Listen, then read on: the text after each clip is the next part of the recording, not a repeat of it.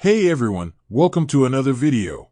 Today we're going to talk about issue number 1 of Sins of Sinister Dominion, written by Kieran Gillen, which is part 11, the conclusion of the Sins of Sinister event. But before we dive into the story, I want to ask you a favor. If you enjoy this video, please leave a like and a comment to help the channel grow. Now, after a millennium of Sinister's experiments running wild and battling across the universe, the Moria clones have been rediscovered.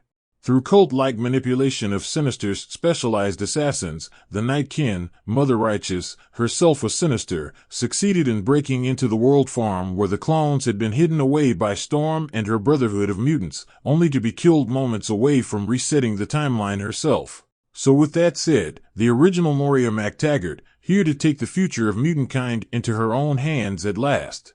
So with that said, the epic conclusion kicks off with Galactus arriving on the scene chasing the spurt of variants, but from Nathaniel Essex's perspective, he just arrived out of nowhere.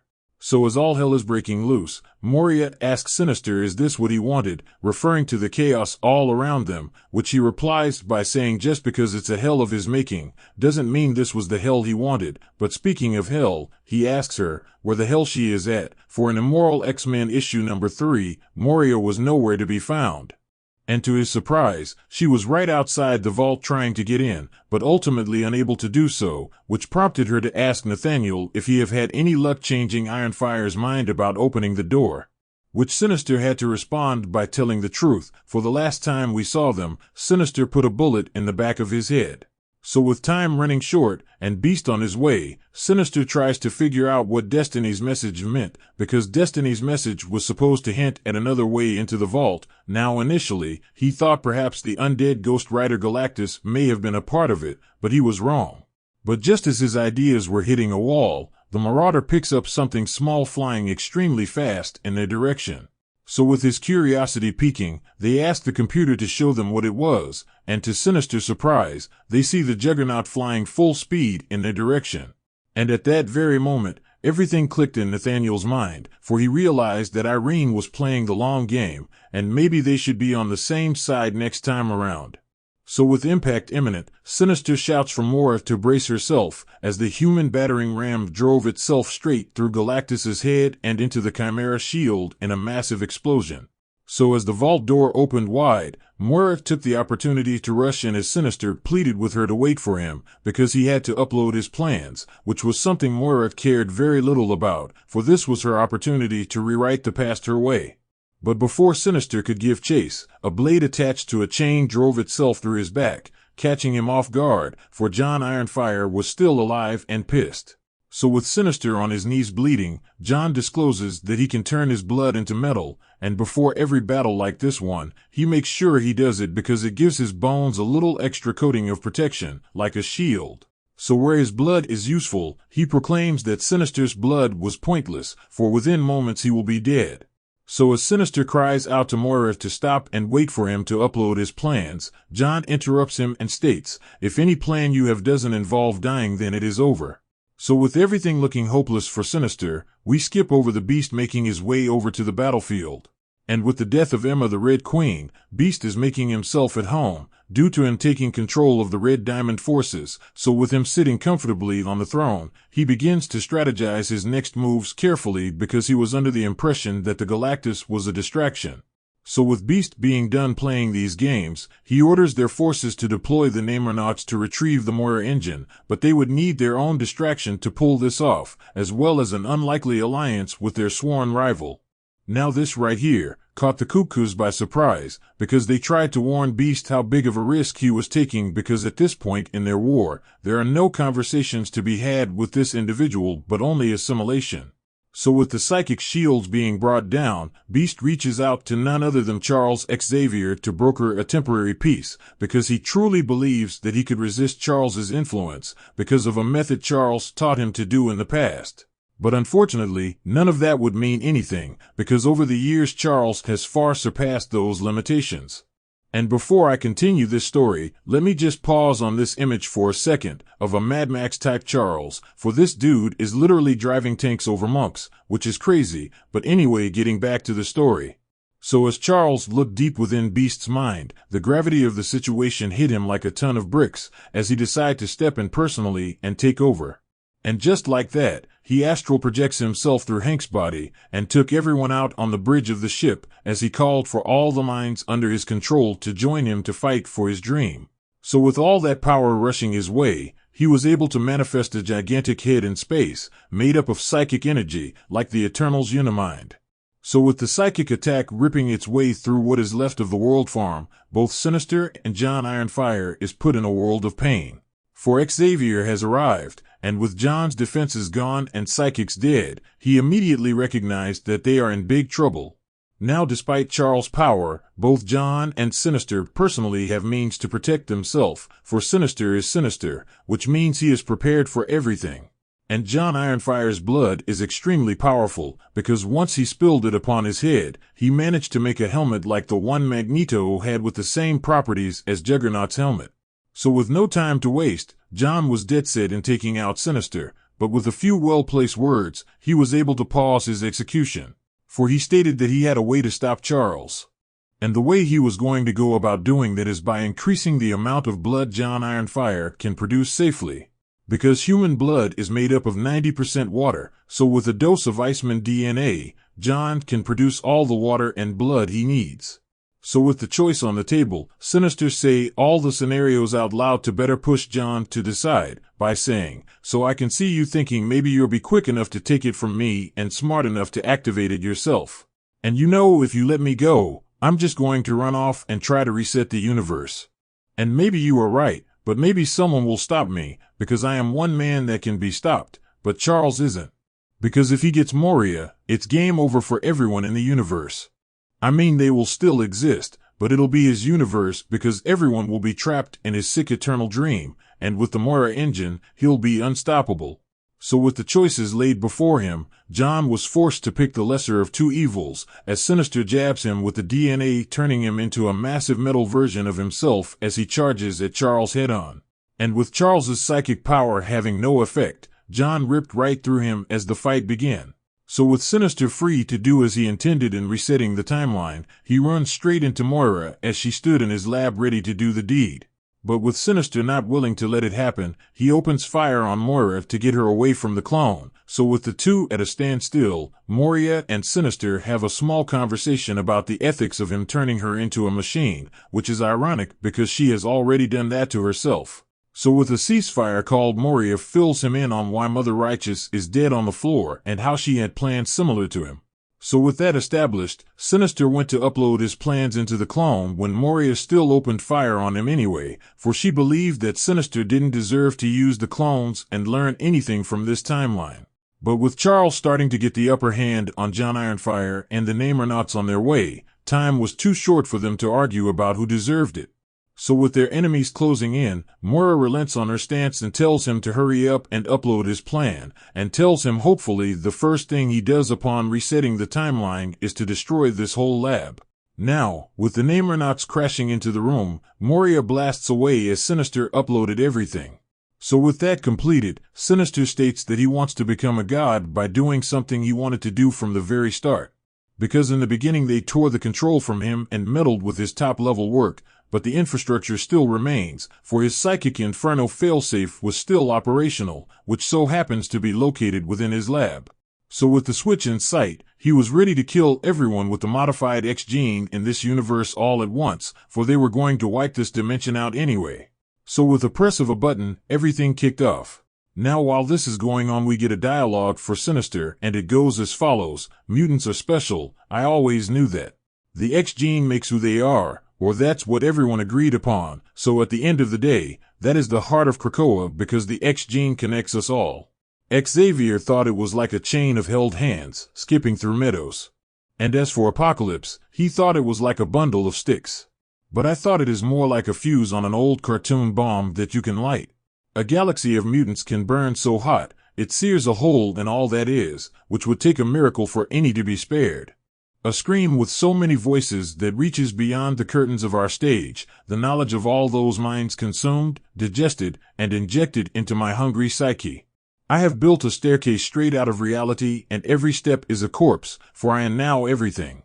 I escape everything, including the need to make a joke because you are now the joke, and I am becoming significantly more perfect than a god, for I am becoming a dominion. I soar on wings with untold trillions of bone feathers, which I leave time behind forever and become time itself. But to his surprise, something stopped him, for a dominion already exists, and a voice from beyond responds by saying, I am the being that is harvesting the power you stole, as whatever is yours is mine now. I am a being of infinite knowledge and perspective. I could tell you everything, but instead, I share a single fact, which was who he was, which so happens not to be our Sinister. And just like that, Sinister blows up, as he returns back to his body defeated, for Sinister was too late. Because in a much earlier timeline, a Sinister already reached dominionhood. And because it lives outside of space and all timelines, then it is now close to him forever. So with all hope lost, Sinister drops to his knees as the Grim Reaper enters the room, for John Ironfire was ready to fulfill what he promises earlier in the comic, which was to kill Sinister. So with a swing of a blade, Sinister had left his body. For over 1,000 years of life, he learned absolutely nothing. And with a pull of the trigger, the clock resets to 0.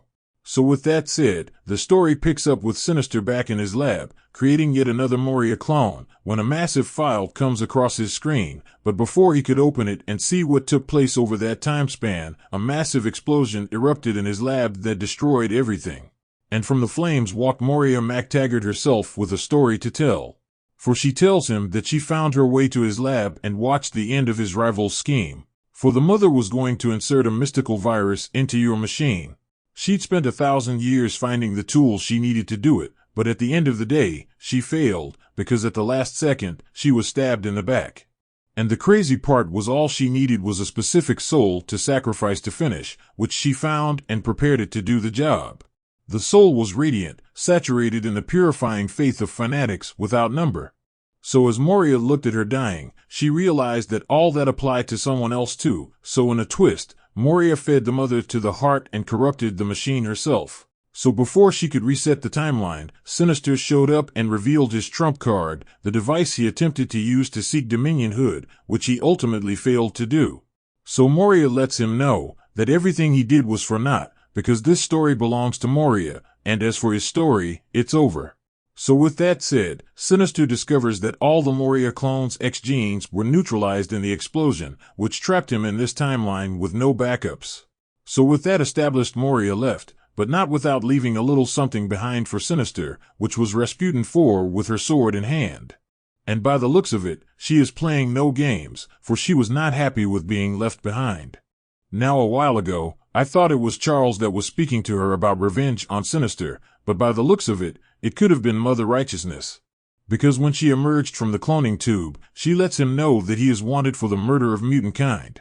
So with that said, we skip over to the mother reading a book, when another room appears in her library, and upon entering it she discovers thousands upon thousands of books with what I could assume to be the memories backed up by the mother in the future. Which is a game changer, for by my count, 3 people possess the memories of the future: Moria, the mother, and Rasputin. So with that out there, we skip over to the Quiet Council, with the remaining members making a beeline to Sinister's base of operations. But before they could get there, Destiny gets a pain in her chest, as the future quickly expands in her mind, for with the fall of Sinister the future opens up wide. But just as that happened, a mysterious portal opened up before them, with Rasputin exiting it with Sinister bound and imprisoned. And by the look on her face, she is excited that Krakoa was real, for this was all she wanted to see. So with her standing before the council, Katie asks what is going on, and Rasputin responds by saying, she is the captain of the Marauders from 1,000 years in the future, and she is here to make sure Sinister pays for all his crimes. Which was something the council was more than happy to do, because on the next page, we see Sinister standing before the Quiet Council ready to face sentencing. And just as predicted, Sinister was dragged down into the pit, but before he goes, he warned everyone that he is not the one they should be afraid of, for there is already a Sinister Dominion out there that has already won, and his clones should be the ones they are looking for. So with time running out, he reaches out to Destiny to remind her that he is on her side, and it is up to her now to fix everything, for only she can understand. So right before the pit close behind him, lets it be known that he is a crumb between the teeth of a god, for he is nothing.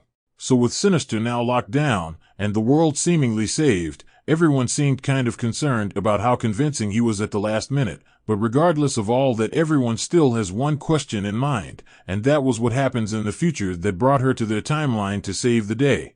In which Rasputin replies by saying, she isn't their savior, but rather a soldier, but if you want me to introduce you to the savior, that would be the mother. And on the very next page, we see the mother walking down the stairs. And while she traveled down, she oddly fills them in on most of everything that happened, without telling them about her involvement, of course. Even went as far as telling them about his Moira clone and how he used them, which was further corroborated by Destiny saying that she was working on stopping him from achieving just that. And then the mother went on to say how Sinister took over the world and then lost the Moiras and spent the next 1,000 years looking for them, as his clones waged war against each other throughout the universe. So with all this information hitting them lightning fast, Charles states that they will need some time to think over all this information. But unfortunately, this wasn't all the bad news she came to deliver, for she still had more to say, because she went on to say that since Sinister killed Hope, he managed to get some clever gene meddling done within the mutants that were brought back, and by doing that he managed to copy a part of his genes within them. So at the end of the day, he will be able to take them over whenever he feels like it without them even knowing. So with that bombshell out there, the mother exits the room as the council figures out what to do next. So as they talk about what went down, they came to the conclusion that no one that may have had their genes compromised cannot sit on the council, which means the 4 psychics have to be removed. Now, in Charles's opinion, that isn't nearly sufficient enough, for he recognizes the power the 4 of them have. So with the mother and Rasputin re-entering the room, we see 4 members of the Quiet Council self-exile themselves to the pit until they are sure their genes are clear of all of Sinister's insinuations. So as the council watches Krakoa rip its veins around the 4, Storm lets the mother know that she has performed a great service to Krakoa, and if there is anything they can do to repay her.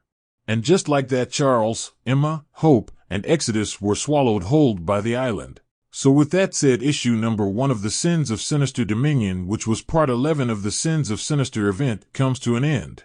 Now, with that said, a lot of things took place within this issue that set up the fall of X perfectly, for several people are aware of future events, which includes Moria, Rasputin, and more importantly, the mother, who just so happens to also have the library full of secrets at her disposal.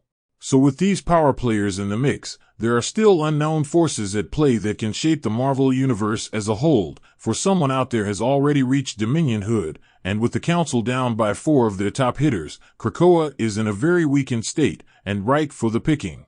So down in the comment section below, let me know your thought about this issue and event as a whole, and what predictions you could have moving forward. So with that established, I hope you enjoyed this video, and please don't forget to leave a like and a comment if you want to see more videos like this. Thank you for watching, and I'll see you in the next video.